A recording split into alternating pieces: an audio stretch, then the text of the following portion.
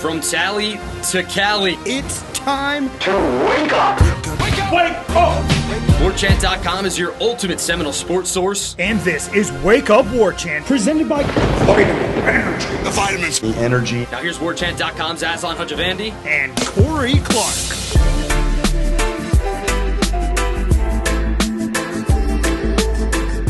Wake up! It's Wake Up Warchant presented by Vitamin Energy. Coming up on today's show, mailbag, pop of Vitamin Energy. It's going to be a long one. How did they get so good so fast up front? What game are we now most looking forward to? And we're generating discussion sparked by Cummins. Wake Up Warchant presented by Vitamin Energy. VitaminEnergy.com. Shake it and take it, everybody. I'm shaking it. I'm about to take it. VitaminEnergy.com. Promo code warchantbogo. Buy one, get one free. Yeah, that's right. Buy one, get one free. Buy five, get five free. Use that promo code warchantbogo at Vitamin Energy. It is synergistically formulated to deliver all the energy you need to get through your workday and even some excess surplus time, in my opinion. I take half of a shot and it carries me all throughout the day. And then the vitamins that help out with your focus, with your mood, with your immune response, all in one little bottle with no sugar, yet somehow still tastes delicious. Not sure how they did it, but it's patent pending. It's clinically tested. It's clinically proven. It's Vitamin Energy, VitaminEnergy.com. Warchant.com, your ultimate Seminole sports source. Welcome back, a lot of you. Welcome back, where I think we shot up to the top of the over weekend on 3 subscription rankings. We were already Warchant's already like top 1, top 2. But in terms of like newcomers. And you mean in the overall network, not correct. Florida State. You're talking about the overall network. Come on, man. Yeah, come on. You know. Just want to make sure. Thanks for the clarification. You're right. So I'm sure a lot of those folks were former subscribers. So welcome back if you're listening to the podcast after a hiatus. I guess I kind of get it. But also, Corey and I have families to feed. Please don't leave us. Don't abandon us when things get choppy and rough out there.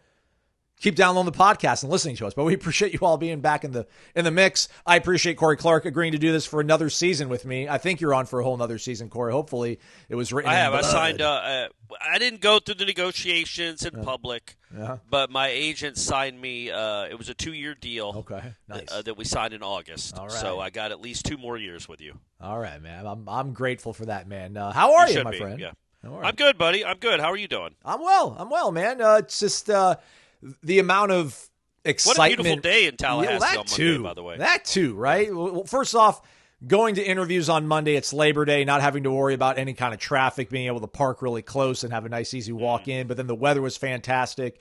And just waking up and seeing like all the numbers on everything that we have done over the last 72 hours, just absolutely eating is incredible.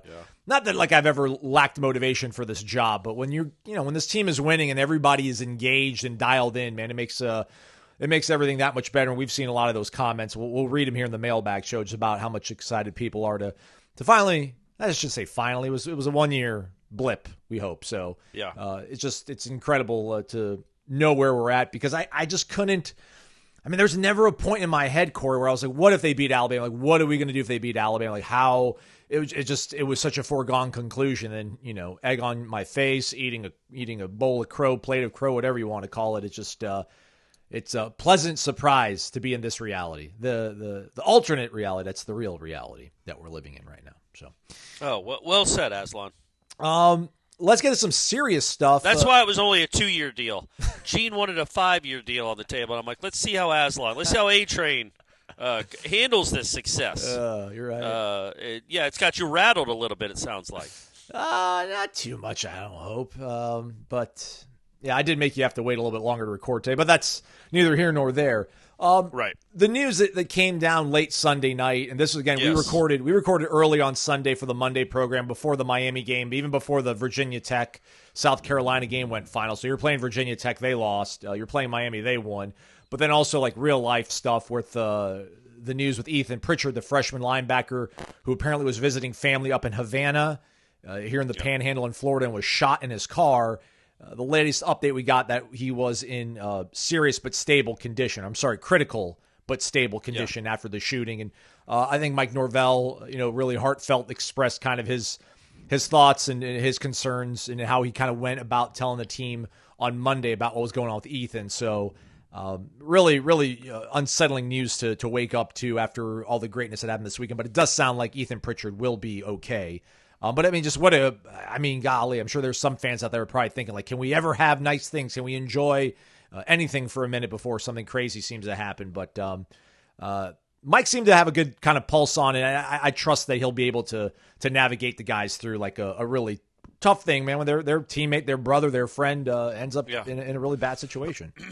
Yeah, you're right. It's the real life stuff, and it happens at every school, every university, every football program. You have things like this, unforeseen, and obviously you think about him and his family, because that's as a father of a teenager myself, you never stop worrying. You just never stop worrying. Like, you worry more now, honestly. Like, I was worried about Brady when he was 9. Now that he's 17 and has a car and can drive to wherever he wants to go, you worry more, and you just never feel – I just understand the worry, and the first thing I think about, honestly, is the parents and the family. That's just awful. It's just an awful thing. We hope he's okay. I don't know if he's in the woods. I don't know when he's going to get out of the woods. We have no real knowledge of anything about it other than he is alive. And as Aslan said, he's in critical but stable. And stable's always the important word, right? Stable. Yep. It's very serious still. We have no idea what the long-term ramifications will be for him. But when you hear the word stable, you at least relax a little. So hopefully that young man will be out of the hospital soon and able to live a normal life. And this was just a tragedy with not a tragic ending. And it's just something that he hopefully can get by. But yeah, it's rough, man. That's just awful, gross, awful stuff. Yeah. With that said, we then did get to speak to Mike Norvell for his standard game week press conference on Monday. They'll be taking on East Texas A&M Saturday at noon. And I don't know, man, maybe a little bit Mike got his groove back, it kind of felt like on Monday, Corey, especially when he just talked about how proud he was of the team for, being the more physical team, being the more just dominant team. I think he said, I saw a dominant team. I saw a dominant team effort. Yeah. And then later on, I think maybe it was in his opening statement or at some point he mentioned, what I love most about it is that, we won by 2 scores and I'm kind of pissed off about that. I thought we could have maybe won by more. I think speaking to the fact that we don't know just how good Alabama is. Maybe we'll talk about that later in the mailbag here, but it does seem apparent that Florida State did not play like a plus 100% full capacity optimal game, yet they still rolled an extremely talented Alabama team. Yeah, he said that the 2 things that stood out the most were that one. I'm like, okay, that's kind of bold, Mike, but hey, man, do it. Puff your chest out. Absolutely. Not many. When's the last time somebody beat Alabama at all and said, but we're not all that. I'm still pissed off we didn't win by more. Right. But to beat Alabama by 2 scores and say that, I don't think that's happened since the early aughts. So that's really that really says something. I don't think he's just saying it for effect. No. Like, I think they do think that they had a chance, on a couple, especially offensively. Had a third and 4 play where Tommy missed Marquiston. Didn't really love the play call there, and you punt from the plus 40, which didn't really love that either. And then especially with a 2-score lead, I'm like, man, you got a chance to kind of put this bad boy away, and you punt it in the end zone. Not great there, Matt. That's one thing. Let's start this show, Aslan, talking about all the negatives. What's up with the paint in the end zone, guys? What's up with the paint in the end zone? No, and also on the bottom line of the video board. Let's not. I don't like what they were doing on the bottom of the video board. This is a legitimate complaint. Well, so was the paint in the end zone. I hope they fix that. It was pouring rain, man.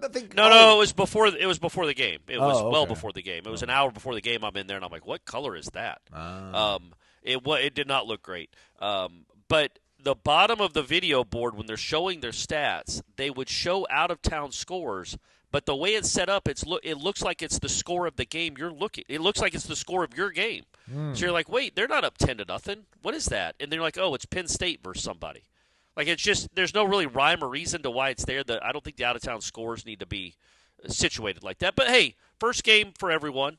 But yeah, going back to things we didn't like, Jalen Lucas. We didn't even talk about Jalen Lucas. Go catch the ball. You're a good player, man. Don't and especially if you're going to run away from it, run away from it. Like, don't. But he's just scared to go catch it. It didn't help that the Alabama punter punted like a middle school kid. Like, how about hitting the ball, man? But even still, go race up and catch it with some confidence. because what you did do was the worst of all possible things. You raced up to it, got scared, backed away, and it hit you anyway.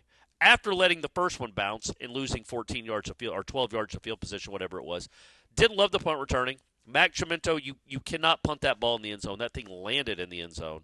That's not good. No. Also, I hated the decision. I hated it. You're 4th and 4. What I hated was on 3rd and 4, run the ball. And then you're probably at least going to have a 4th and 2 or 4th and 1, and then you're going to go for it then, or maybe try a long field goal. But I did not like the play call on 3rd and 4 to throw it over the middle of the field to Marquise. And I don't know if he was the primary route on that play. It looked like he was breaking open, but that's a tough throw for a smaller quarterback, and he sailed it. And then to punt it, you gained 20 yards of field position when you had a chance to go win the game. I literally almost put the game away when you're up 24-10. I hope he doesn't punt from then on. But all those things I brought up are the reasons that, not the paint and the scoreboard, but those are the reasons that Mike Norvell might think, yeah, we didn't play an A game. I don't know what their A-plus game looks like, and nobody plays a perfect game, but they didn't play great, I don't think, in his mind. You know what I mean? I just don't think they did, and yet they still won comfortably, which should be really exciting and encouraging for all of them about what this and all of us, what this thing could actually look like. And as we said yesterday, as I've been saying for 3 days now, there was nothing fluky about that win. Oh, no. Florida State was the better team. They did dominate for long stretches of it. It felt like Alabama was lucky to kind of even be in the game there in the fourth quarter until Florida State put it away. So, yeah, I loved that. I liked that he said that because it's almost like it's almost reestablishing who you are as a program and who you are as a head coach. Like, yes, he was very excited. Yes, he got cheered when he left the podium. And he got interviewed in a mob on the field. I get all that. But that newness wears off here soon, and now let's all reestablish where the footing is for this program, which is much further down the field or up the mountain than we thought, and start acting like it. Yeah, great. You beat Alabama. You beat them by 2 touchdowns. But you're not close to as good as you need to be to maybe accomplish some goals this year that we maybe didn't think were on the table. Like, to get to those goals that are still well out of reach right now, you've got to probably play better than you did on Saturday, including maybe the Miami game, maybe the Virginia game. Virginia plays NC State this week. We'll see what we have with both those two opponents. But, yeah, I like that. I like that he said very emphatically, which nobody would debate right now anyway, this is not a soft football team. Yeah, no duh. But it absolutely, obviously was in 2024, and that was absolutely rectified. And I like that it's not like, when you are the Florida State head coach and you do win a game like this after, again, a horrific season, I like the fact that he's not just like happy to win the game. Or maybe he's probably ecstatic, obviously. But he's saying the right things like, we're not just happy. We expected to beat Alabama, and we expect to be really damn good this year. So with that in mind, no, we didn't play our best, and we should have beaten Alabama by more. I love that kind of confidence that comes when the head coach says stuff like that. We continue on with the mailbag, but actually real quick, Corey. So I thought we'd be able to talk about the rankings, but since it was Labor Day on Monday, they did not reveal the rankings. So we'll get rankings on Tuesday, later today, everybody. We'll see where Florida State's ranked. ESPN's FPI, not a lot of respect, though. No, FPI is a joke. It's a joke. It's unbelievable. Also, consequences to actions, kids. Storming the field cost the university $50,000, Corey, which I'm sure Peter Collins hasn't smiled a lot in his life when he's had to stroke a check for $50,000, but I think he's fine with that one. Considering all the money they wasted last year on that football team, they would gladly pay $50,000 for that celebration on Saturday night. Gotcha. All right, we go to Dalvinism. Wake up. So now that we've seen what this team could be, how does this change your expectations for them moving forward? Will you hold them to a higher standard than you were planning to a week ago? Because now 8-4 feels like it would be a real bummer. That ain't no joke. He's right, man. And then No Blooded 06. Now that Florida State just rolled Alabama, is it officially time for fans to hop on the Gus bus, or is there still room in the overhead compartment for cautious optimism? So expectations, standard setting, have things been reset? I think that's probably what a lot of people are talking about in their group chats, people talking about on the message boards, obviously, Corey. So With that said, even though it's now September, this is the last winner for the August drawing that we'll do next time around for the Cummins Generating Discussion giveaway. Every single month, the best question ends up getting into this drawing at the end of the month, which wins free Cummins gear. And they get entered into the end-of-year grand prize drawing for a free Cummins Onin portable generator. That's right, free generator. Without further ado, Corey Clark, the cameras have been on now for a second or two. Oh. But you know, we need a little more juice, man. Can you help out over there, please?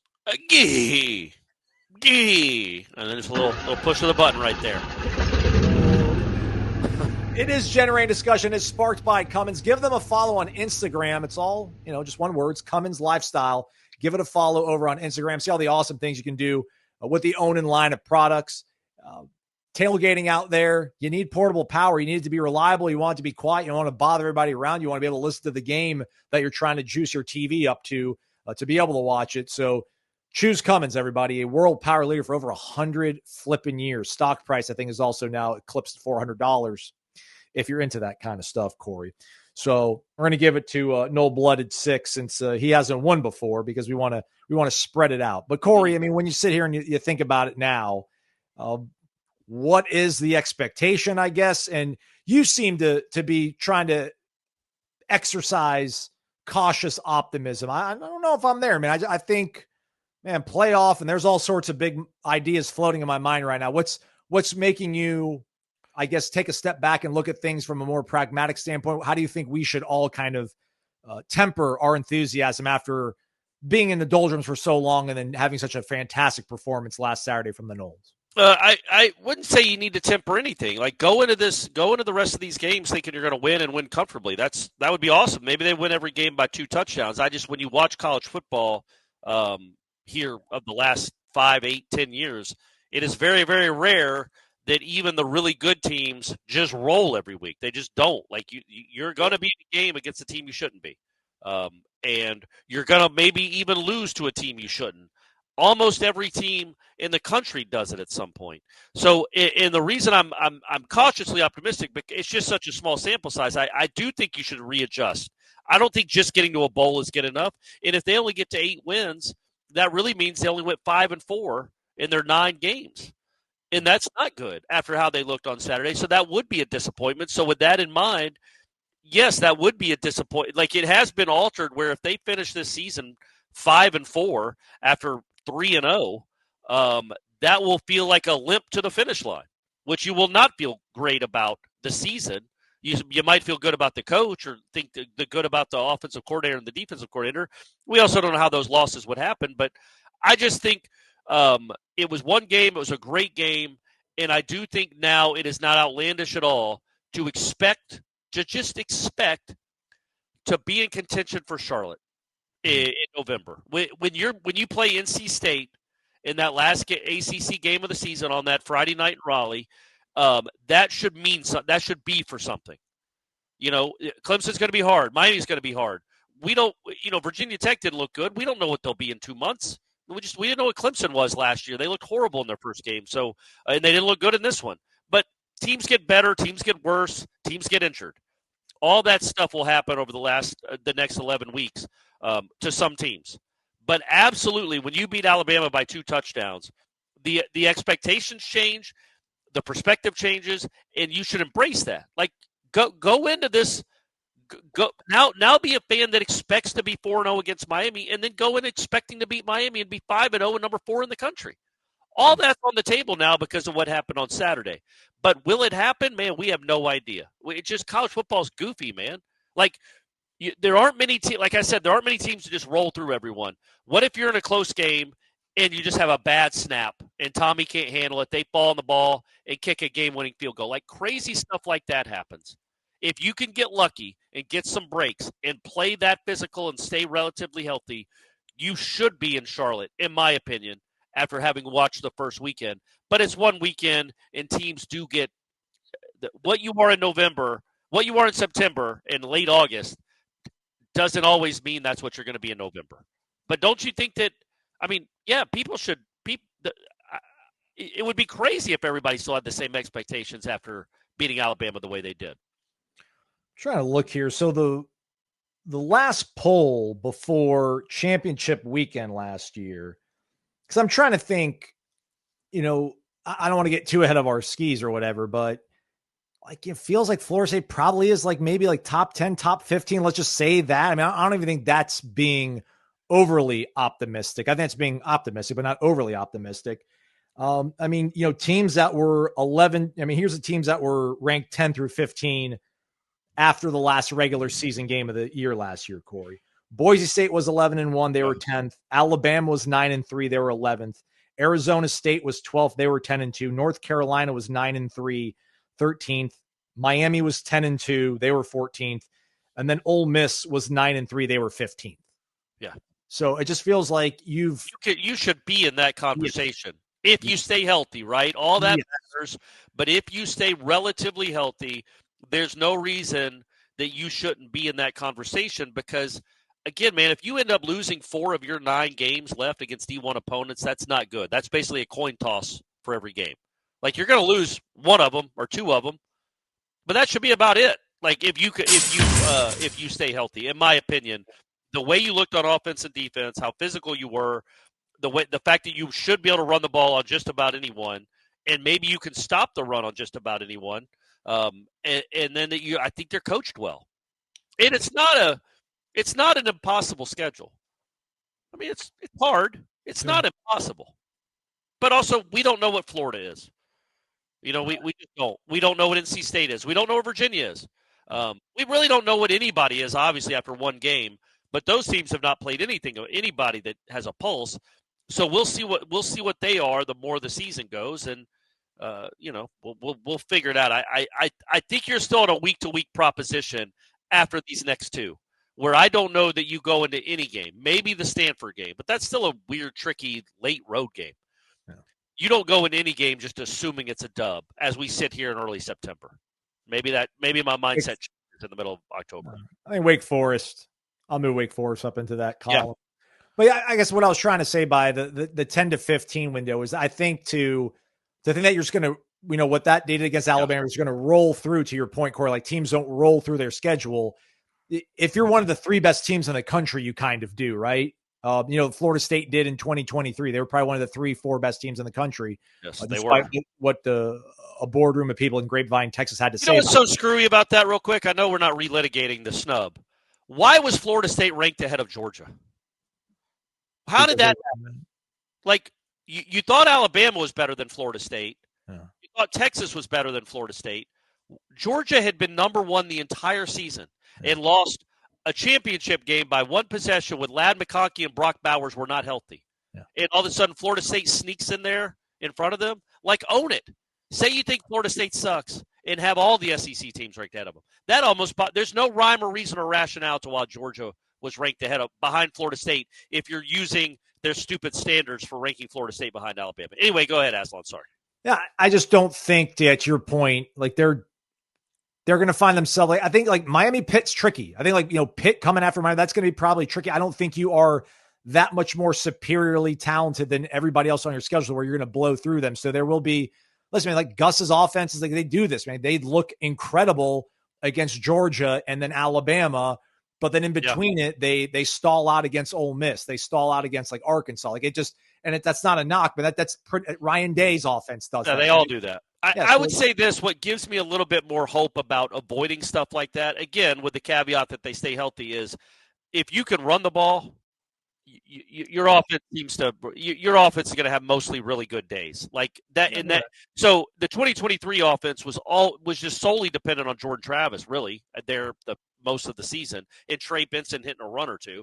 But if you don't have to depend on one player, your quarterback, to have a great game, seeing it and doing everything correctly, if you can just line up and know you can run the ball, it's such a comfort blanket, man. It's such a security blanket that gives me hope that maybe they avoid the really stalled out. Man, what happened to Florida State? They only scored 13 points. Like what happened? I just as long as you have these athletes getting these many touches, and you have an offensive line that can block like this one apparently can, you're going to have a lot of pretty good days, I think. Yeah. I'll tell you what, though, man. If they go into Charlottesville, they go into Scott Stadium on a Friday night, and they win that game comfortably, buddy, I'm all on board. Yeah. I'm like Miami will be tough still. Clemson will be tough. Florida will be tough. But I absolutely believe that they'll be able to handle everybody else, and they probably will be able to win one of those games, maybe all of them. Who knows? Yeah. And then if you win one out of those three, I mean, even if it is the Florida game and you lose like your 2 ACC games, I think you'd probably end up still in Charlotte. I don't think both Clemson and Miami would go unscathed. But we'll see, man. We got a long season ahead of us. The great thing is that we don't need to really be all that creative and trying to think of how great it can be, Corey, because of the way they looked on Saturday. And you don't have to get too creative about thinking about all the cool things you can do on your off time, because you've got portable power in your hands with Cummins. Check them out over on Instagram. Cummins Lifestyle. It's all one word. Enter every single week into the Renegade Express mailbag. Buy some stock. Buy some stock too, right, Aslan? That stock keeps going up.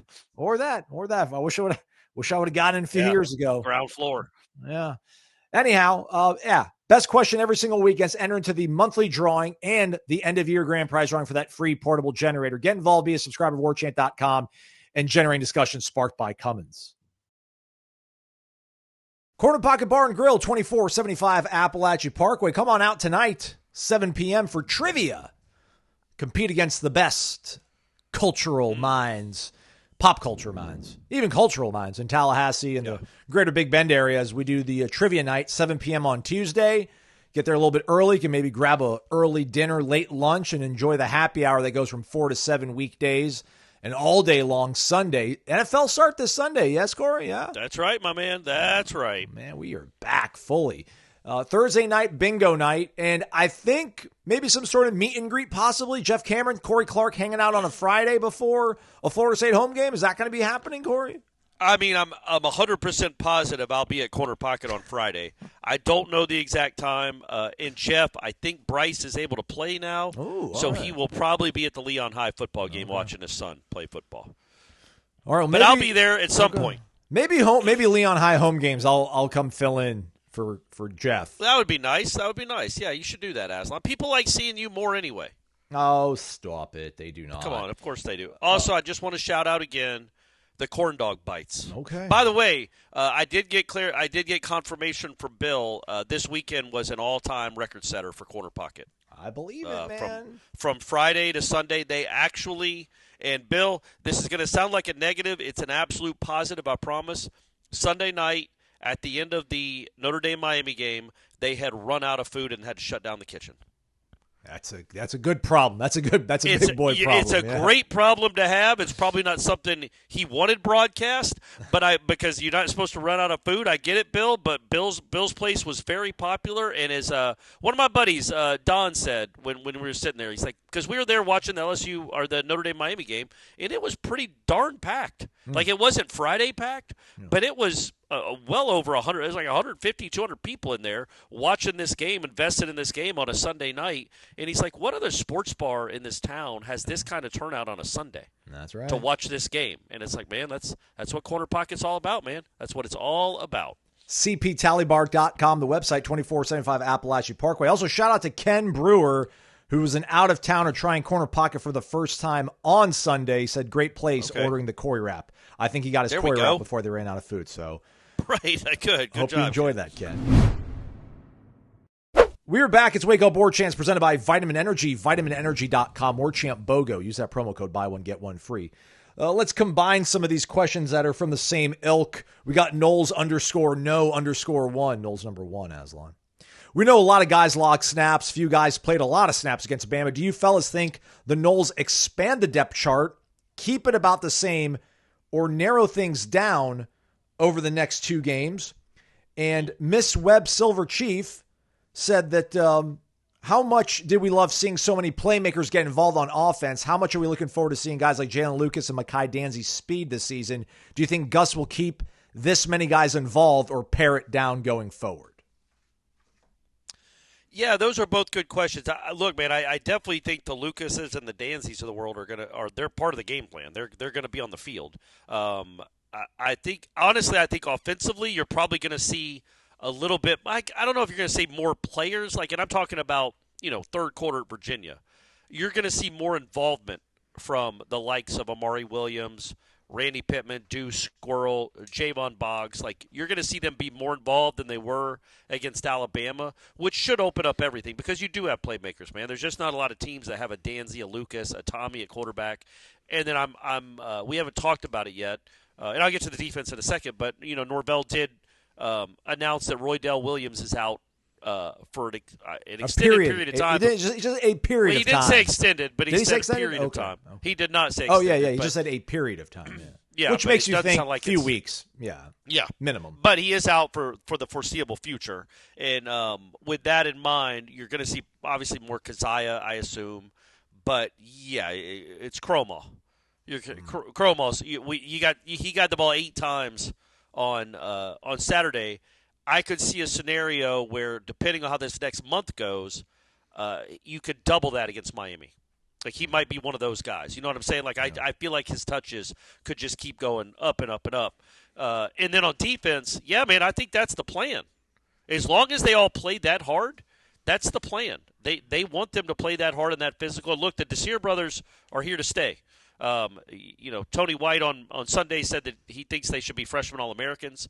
They have a plan for them to play and play a lot, and they earned their stripes, man. As Tony White said, it's like your first game of your college career on the defensive line is against Alabama. That and offensive you hold line. your own. Yeah, that offensive line, and you hold your own, and you set the edge, and you play that physical, and you don't back down at all. Yeah, man, there is a chance these guys are the Selman brothers. Who are the twins?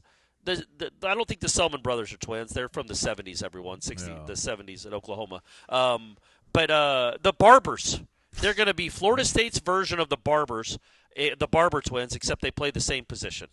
That really is – we didn't talk about it enough because we'd been hearing so much about them. But who in the world played – I think Mandrell played – what'd you say? He played 33 snaps? I think I might have it. A true freshman defensive lineman against Alabama? Mandrell 30, Darrell 19.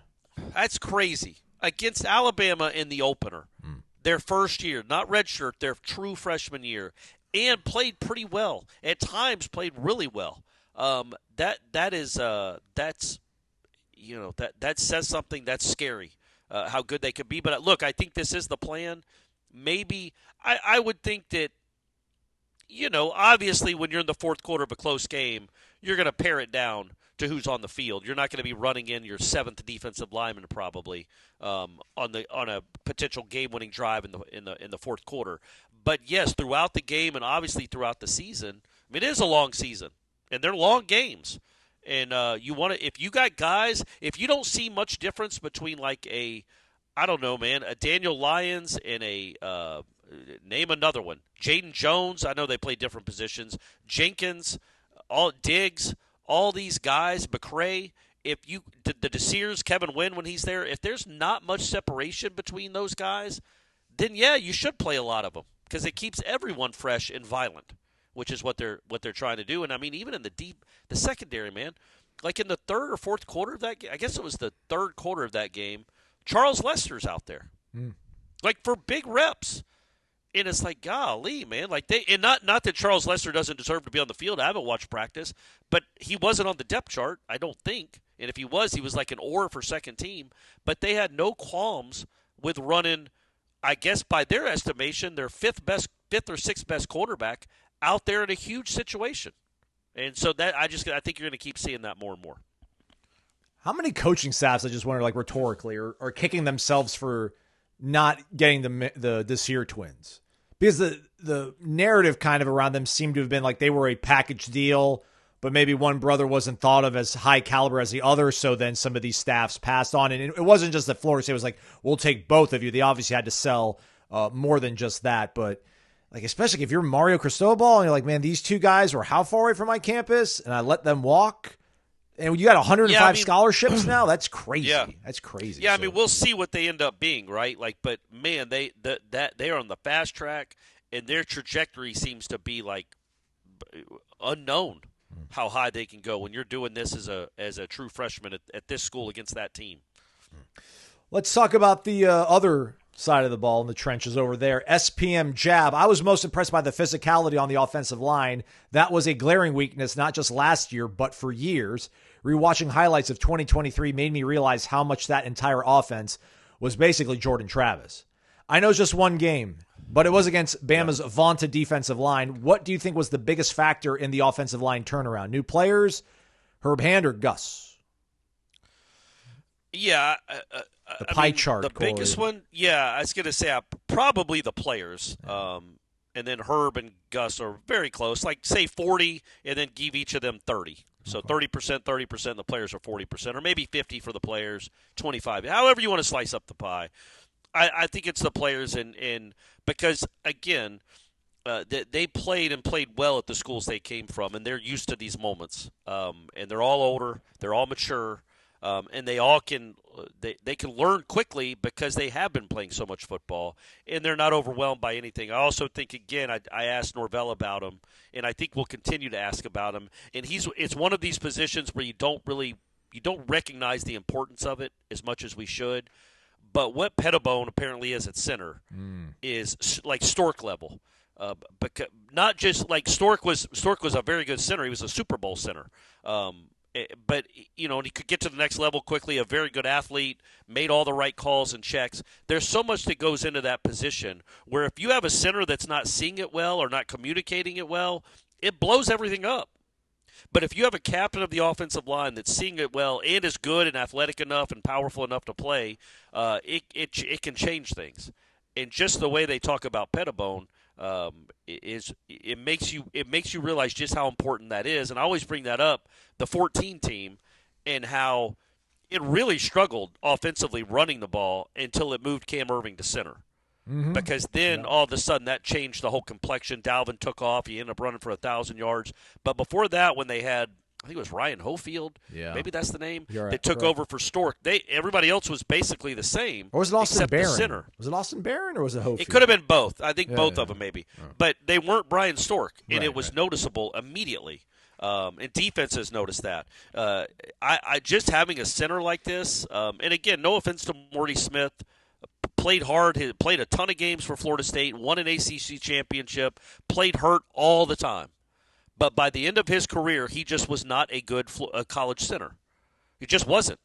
Now you have somebody that Mike Norvell thinks might be the best center in America. Remington Award, baby. Let's go. Let's do it, man. So didn't Stork win that too? Yeah. It's a Remington school. I don't think that can be overstated how important that position is. So that guy, again, when you rank the portal additions, I don't know where he is on the list, but I feel like as long as he stays healthy, by the end of the year, we're going to say he's high up on that list of most important portal additions.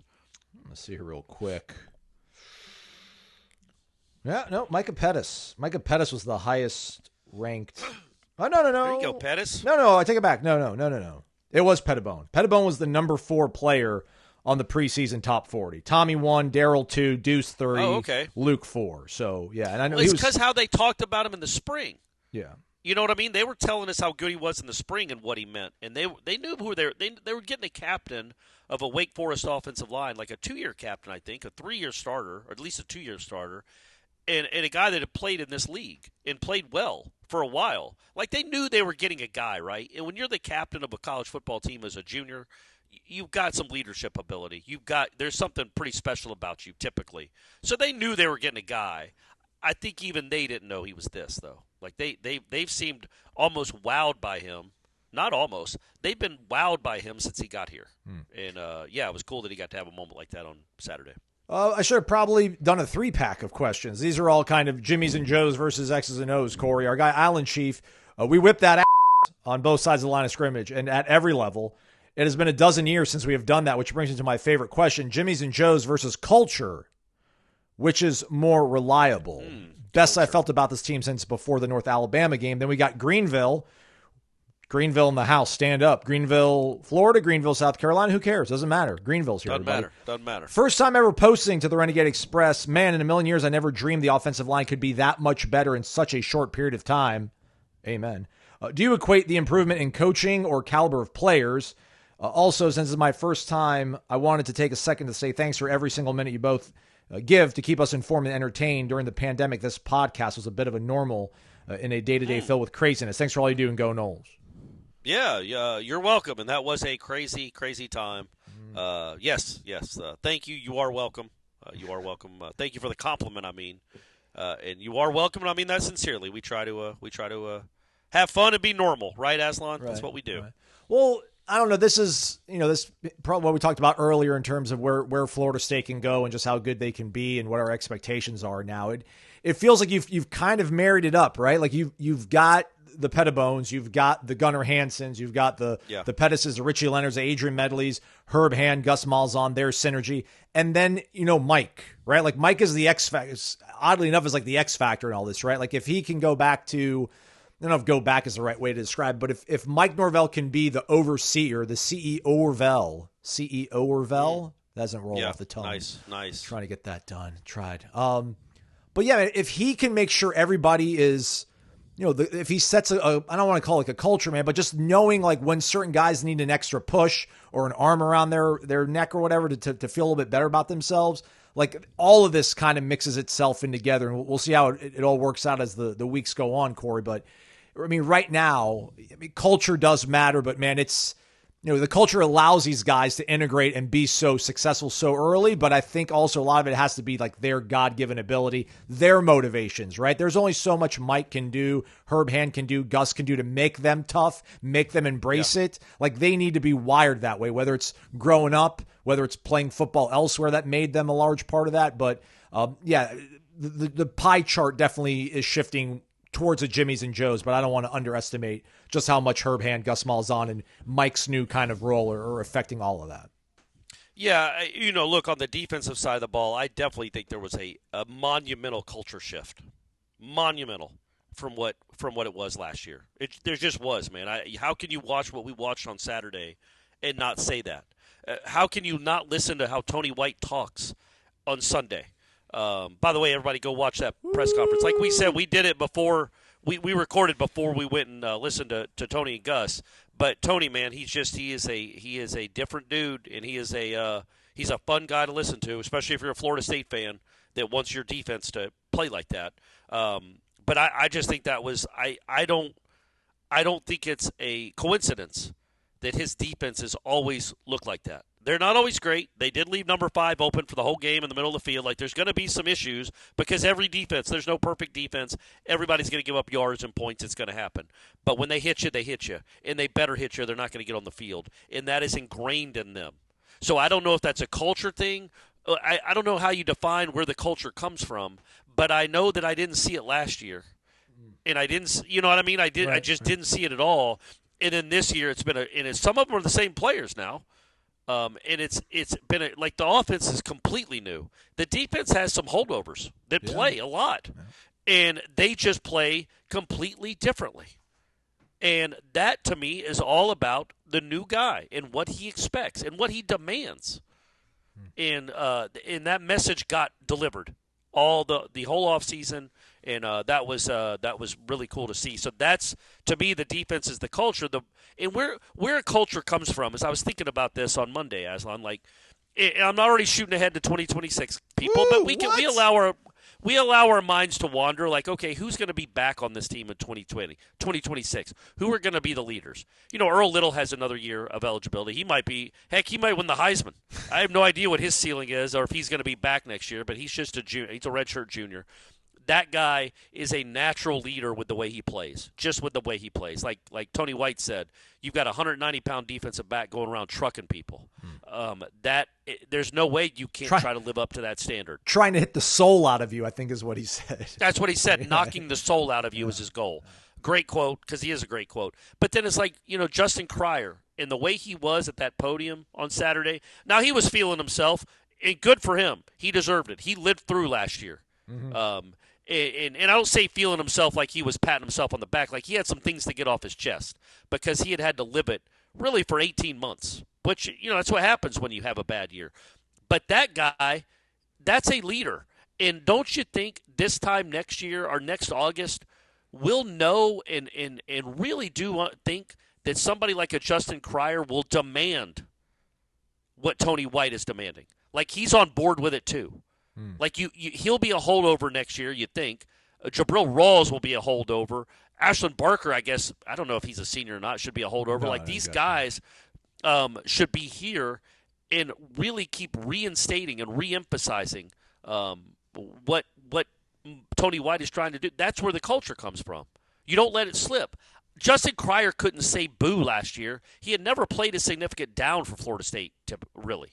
So what's he going to say in August of last year if he sees that it's not quite what it needs to be? Or what's he going to say after that Georgia Tech loss? When, number one, he didn't play all that well. He wasn't coached all that well. They all played bad. And he's a redshirt freshman. Like, where does he get where would he have the gumption in the cojones to try to be a leader and scream down some teammates if he needed to? Well, now you have that in your locker room.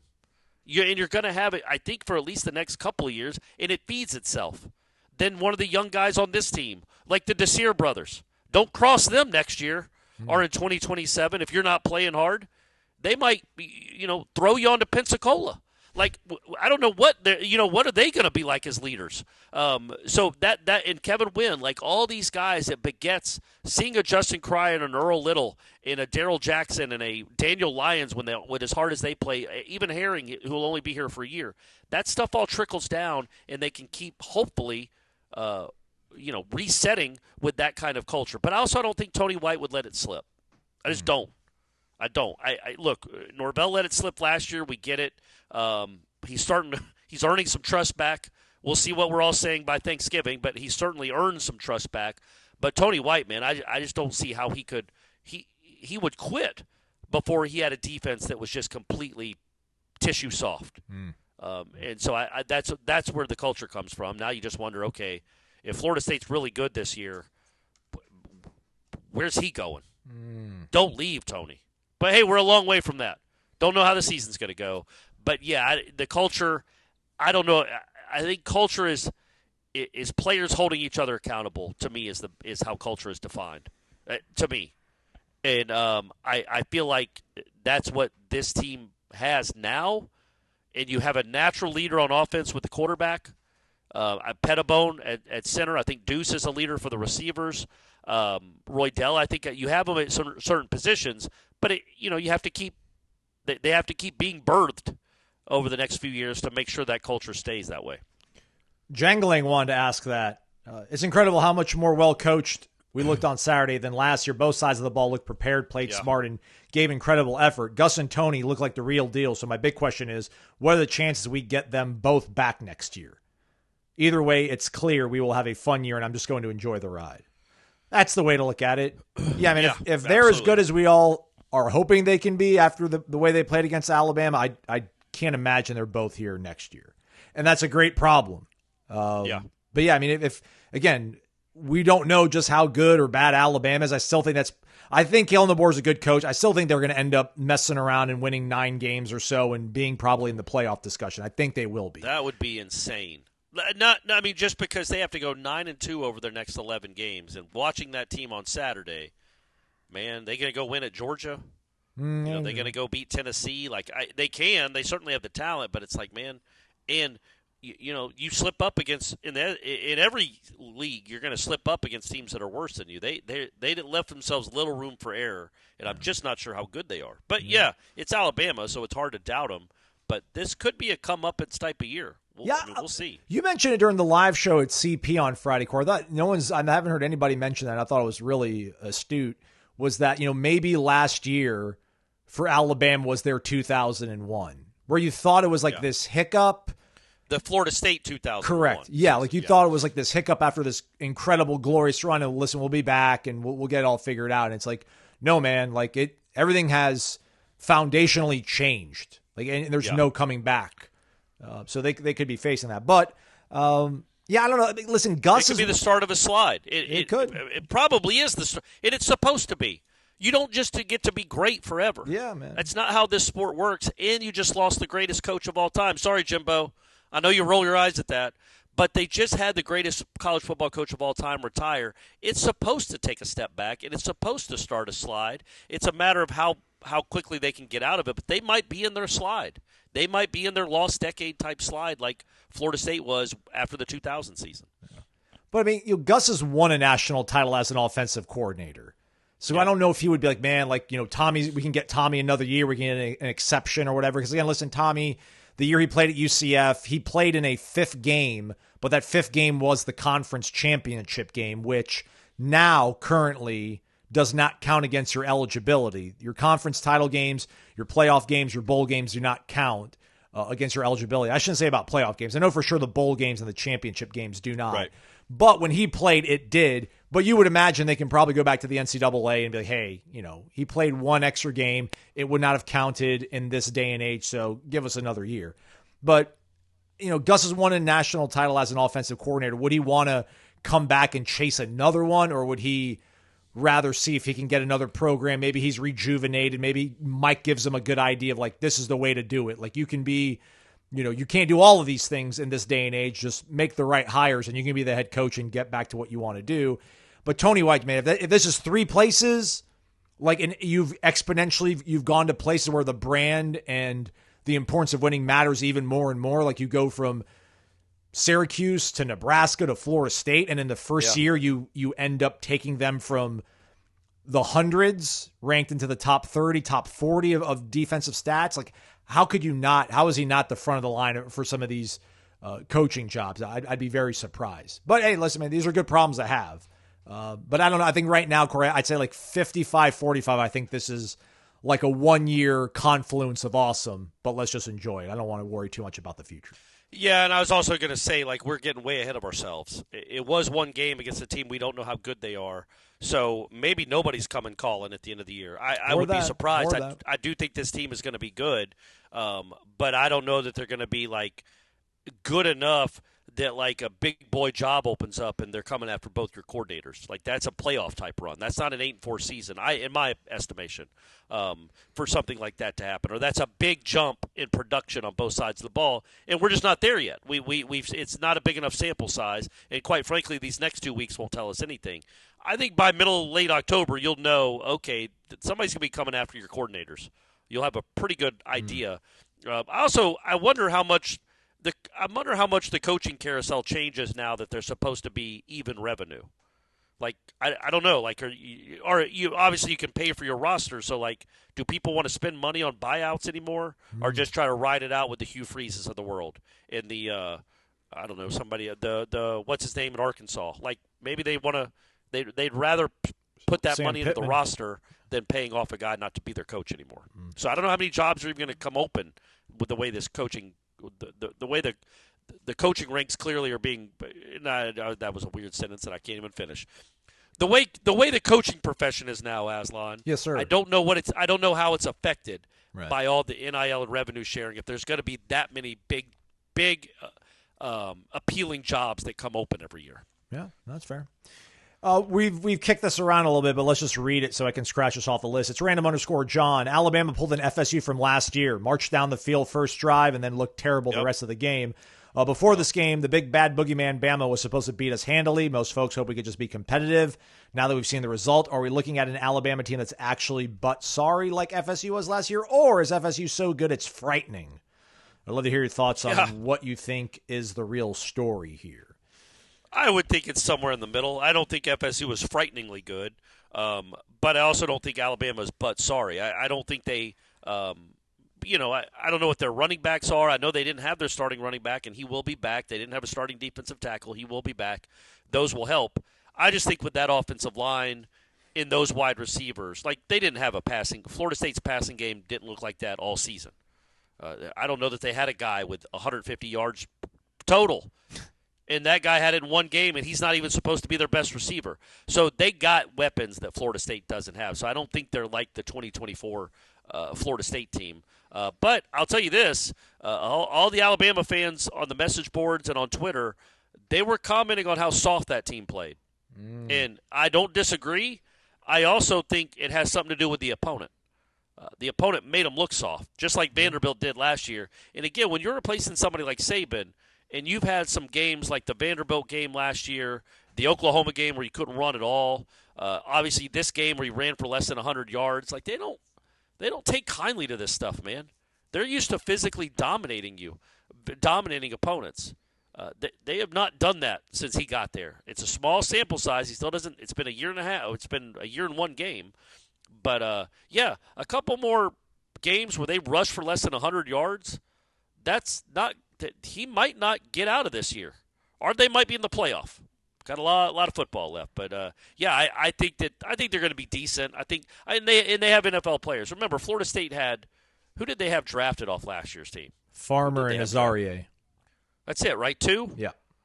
I'm going to say Alabama will have more than 2 drafts. Well, Fitzgerald did, too, or he just signed. No, he just signed as a free agent. They're going to have more than 2 draft picks, I think.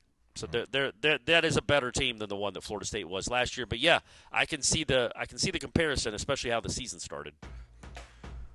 Go download the Underdog Fantasy Sports app, everybody. Football's back. Underdog, the best place to make your picks and win money all season long. And even the hard-to-please crowd on Twitter says as much, Corey. There was some player in a game, I think it was...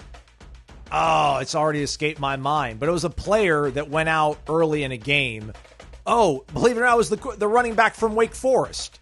Okay. He's really good. He ran for 1,000 yards. I think he was out in the second drive of the game, and everybody was like, this app that I use, they're not refunding me my money on it, but Underdog did. So Underdog's looking out for you. They play it fair and square. And they're hooking you up with $50 in bonus funds when you make your first play with your first $5 by using the promo code WARCHANT. It's not a website. It's an app, Underdog Fantasy Sports. Corey, we have to start with the Cy-Hawk game because that's all that's available right now as we sit here and record this right now. So Rocco Becht, quarterback for Iowa State. They take on Iowa. It will be in Ames, which that's where Iowa State is, correct? Yeah, because Iowa's in Iowa State, I think. Rocco Becht, 1.5 passing yards, higher or lower? What? Higher or lower? Will he throw more than one touchdown pass? Oh, you said yards, and Did I'm I? like higher. Yeah, he's going to throw for more than 1.5 yards. I apologize. That was the all-time easy prop bet. They're just giving you all sorts of. I'm gonna say over. Okay. I like that kid. He's a tough quarterback. He's a good quarterback. You're gonna say higher. Mark Gronowski, or rather Gronowski, my guy he was from I think maybe one of the South Dakota State. Now he's at Iowa. They've got 21.5 rushing yards. I'm gonna go higher on that.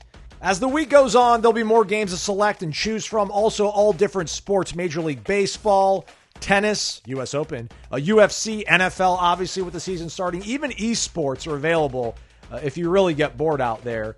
Yeah, like Ronald Acuna during their game yesterday, Corey, live in-game, you could have selected whether or not he was going to have a home run hit in the 7th inning. Like, would he be able to get another home run off? Would he be able to get another hit or a run or an RBI? All these things are available all over at the Underdog Fantasy Sports app. Use the promo code WARCHANT when you sign up for 50 bonus dollars over at Underdog.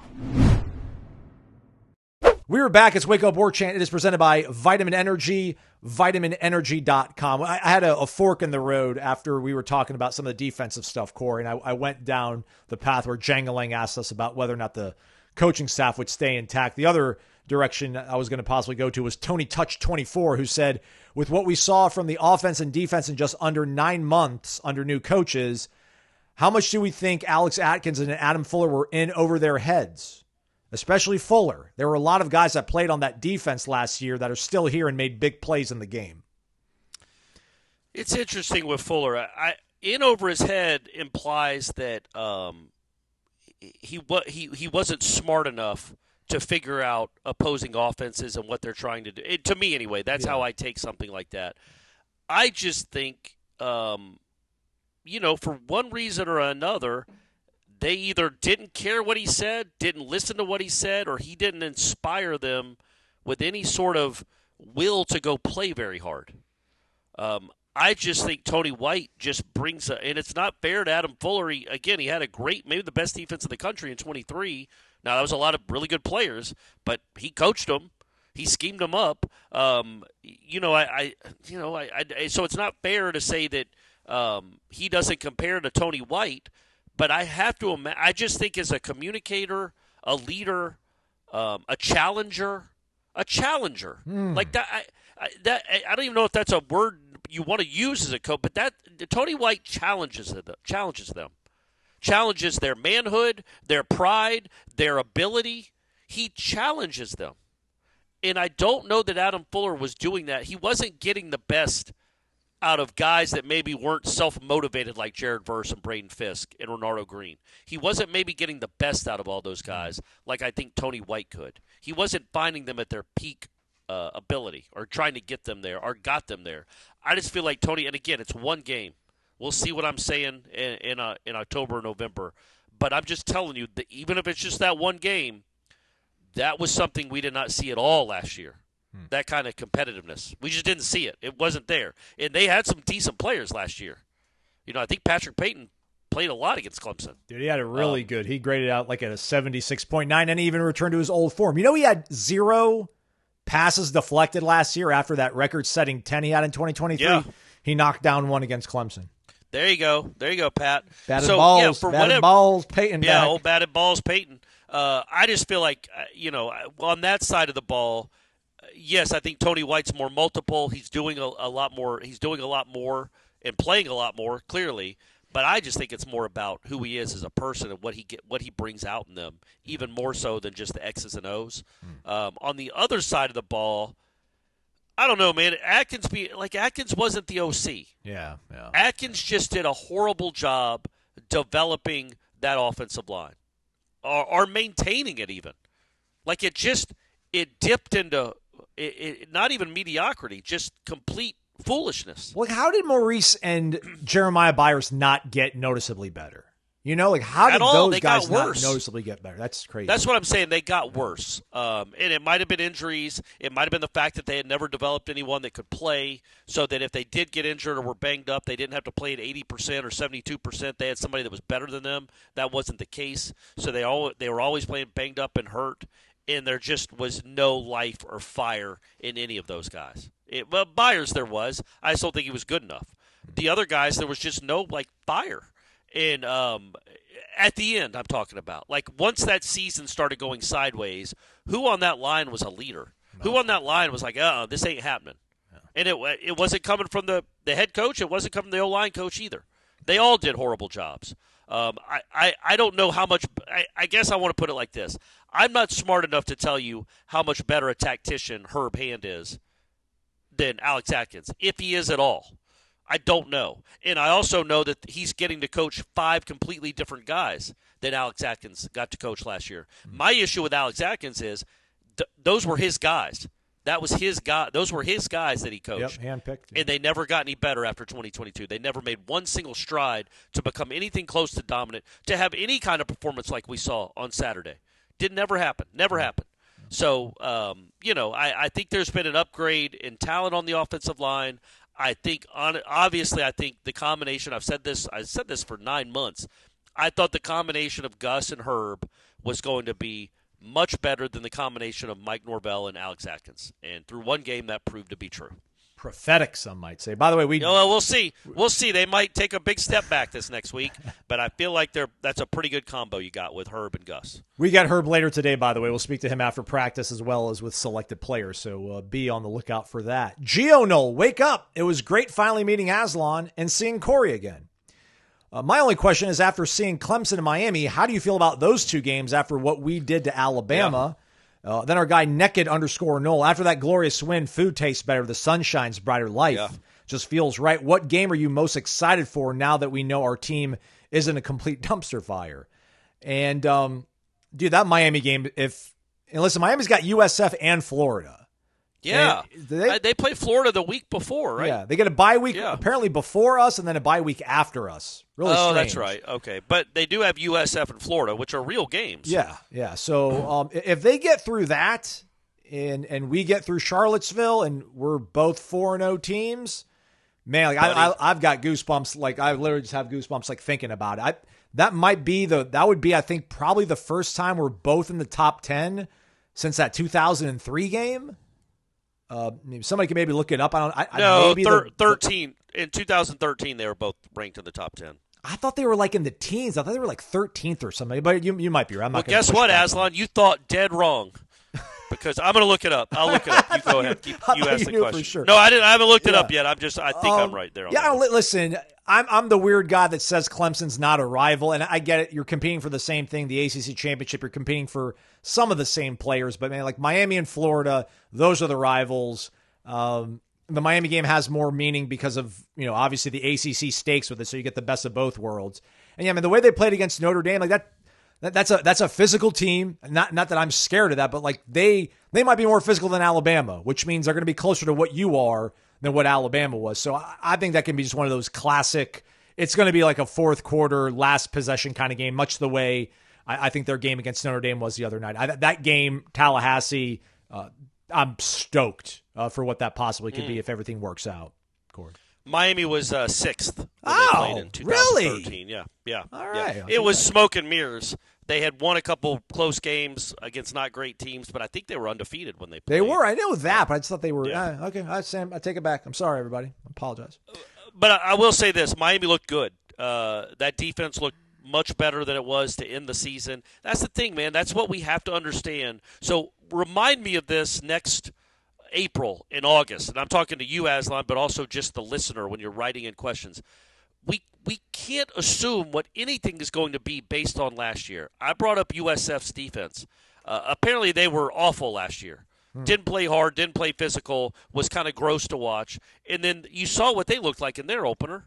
I mean, Boise State had absolutely no answers. They flew around like they were the 85 Bears, just all over the place. After 1 year, with a whole bunch of transfers and a new coach, you can make that kind of change. Florida State just proved it too, and Miami might be proving it as well. Like Notre Dame scored a few touchdowns late, maybe more than a few. What they have? I think they had 3 at half. Maybe I can't remember what the score was at half. But the Love kid is really awesome for Notre Dame. 14-7 at half. Yeah, Notre Dame scored 17 in the fourth quarter. Yeah. And but I just felt like the way Miami's defense played in that game, Reuben Bain's awesome. They got some dudes up front, and then their line of scrimmage is impressive too. Their offensive line of scrimmage, which it always is under Cristobal. Carson Beck did not make monumental mistakes like I figured he would. He had one that could have been intercepted. Instead, the kid made an unbelievable touchdown catch. Oh, C.J. Daniels, that was sick. Yeah, and they got a freshman that's a problem at wide receiver for sure. But Aslan's right. If both these teams are undefeated, that is going to be. I don't know if they're going to be at Florida State. I don't even have to look up who else is playing that week. That's game if they're undefeated, I don't know that Florida State will have cracked their way into the top 10 with wins over East Texas A&M and Kent State, Virginia. Yeah. But they will be ranked. Miami will absolutely be in the top 10 if they're undefeated, and that will be an enormous game. And the thought of just the town. Like, that's the thing. The town this weekend, Aslan. Woo! Not just the game itself, the town. It is electric. You feel it. You actually started feeling it on Thursday, but on Thursday it was more like, man, like we've talked about. It's like, man, I hope they keep it close. It was a cautious energy that became electric once Danzy took that thing in. You're like, wow, they might win this game. They scared of Alabama, and it became just an absolute electricity factory. But that's what do we call those? What do we call factories that make electricity? Power plant. But there you go. It was the power plant. That's Doak's new nickname, especially this weekend, Saturday at high noon against the Lions from East Texas A&M. But imagine, Aslan, just imagine, and it's not crazy, right? This is not outlandish to go here. If Florida State is 4-0 and Miami has beaten Florida and USF, not gimmies, either one of them, but if they beat those two teams and both of these teams are 4-0, what is this city going to feel like on Wednesday? Not even Saturday. What's it going to be like Wednesday and Thursday? That's going to be an awesome, because it's been a long time. As I just said, it's been a long time since both these teams played each other when they were good. Yeah. Especially here. It seems like it has been a minute. So, Florida State was great in 23. Miami wasn't. It was starting a true freshman at quarterback. Like, imagine Carson Beck versus Castellanos, Norvell, versus Cristobal. Like, it would just be – that would be a really, really, really fun atmosphere. So let's hope – well, I don't know. Are we rooting for Miami to beat USF in Florida? I don't know how you guys feel. I mean, I want them to have more points than Florida at the end of the game. I'm not rooting for them to win. I don't want Florida to win. I know that. I definitely don't want Florida to win. But for all the grief we give ESPN does still try to sell Florida State and Miami like it matters when it doesn't a lot of times. Yes. So when they actually have they don't need an excuse to try to figure it out and hype it up.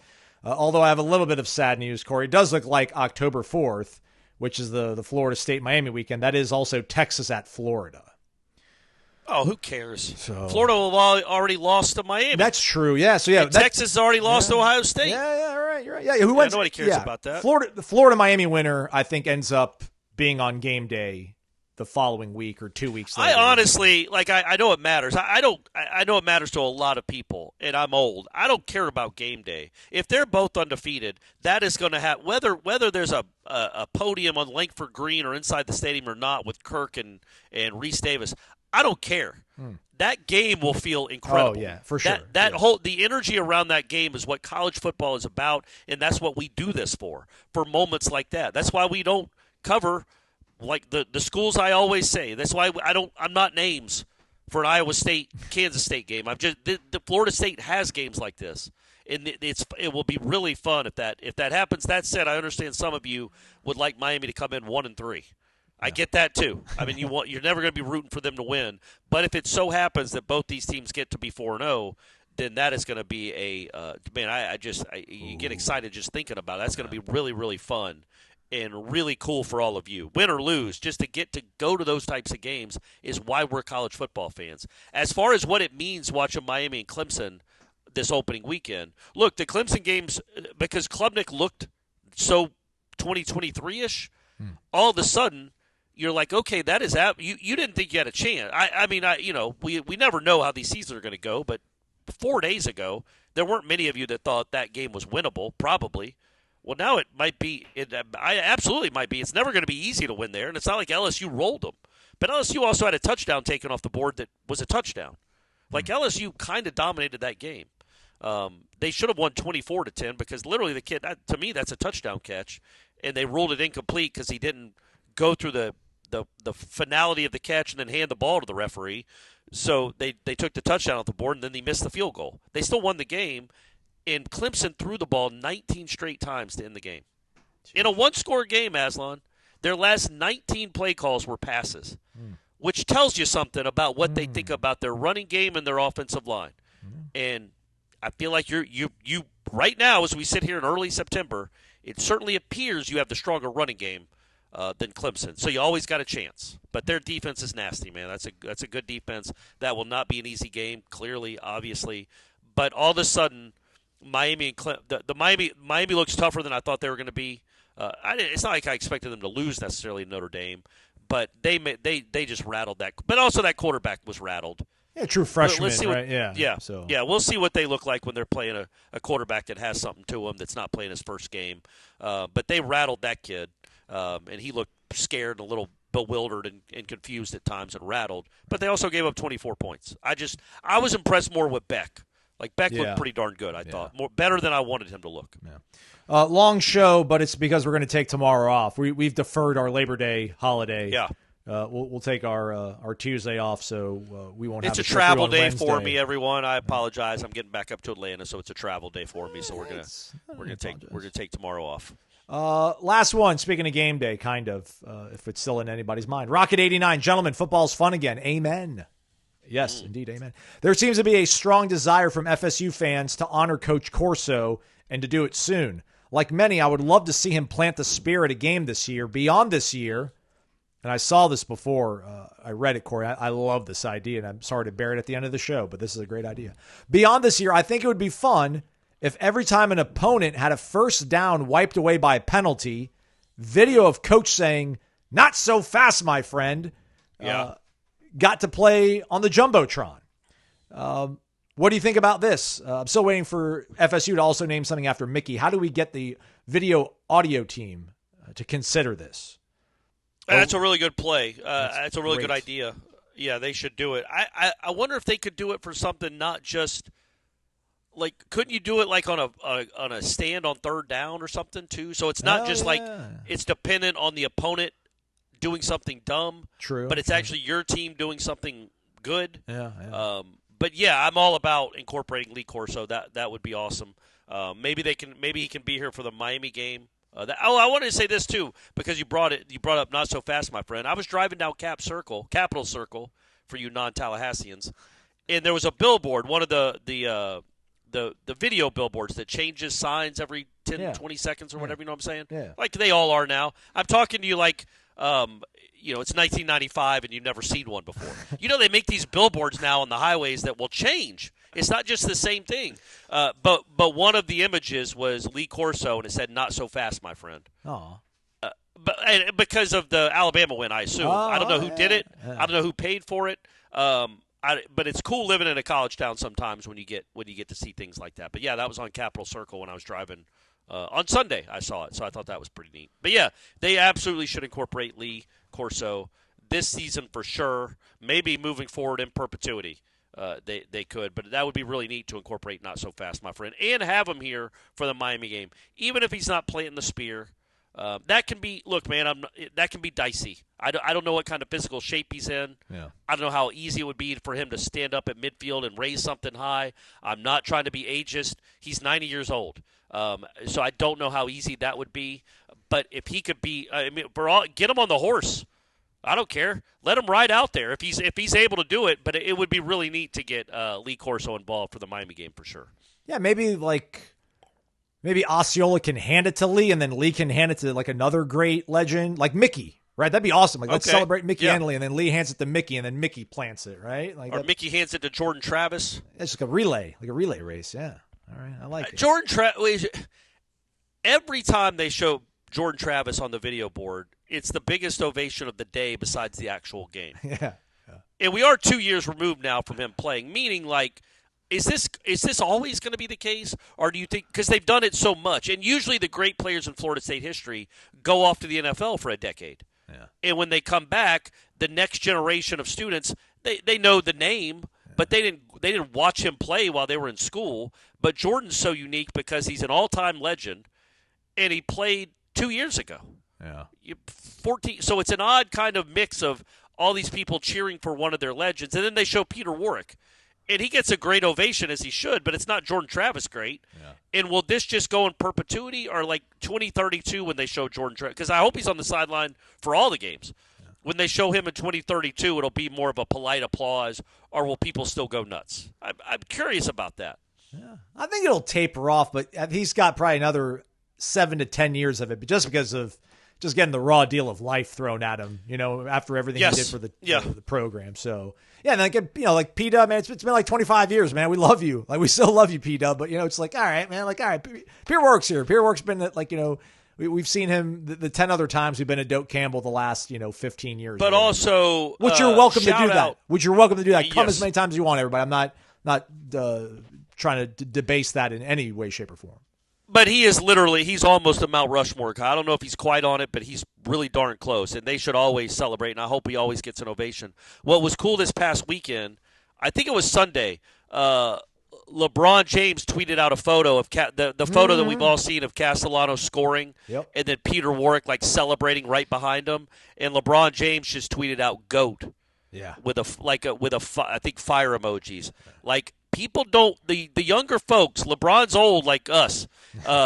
They don't understand. He was a rock star because he was so awesome and so fun to watch and so unique. LeBron James, if he saw Peter Warrick in person, he'd go give him a huge hug and ask for a picture. Yep. Peter Warrick was the dude to millions of athletes, and I know LeBron was a wide receiver, but even for a year of high school or 2 years of high school, but like.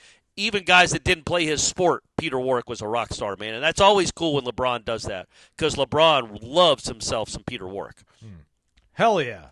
Amen, brother.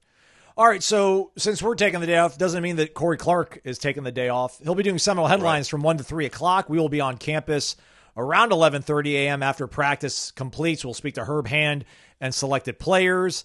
And then we'll be back Wednesday night, 6 p.m. live show, Corey Clark. That'll be the Thursday program. We'll throw together some over-unders later in the week for the Friday program and get to the rest of these questions.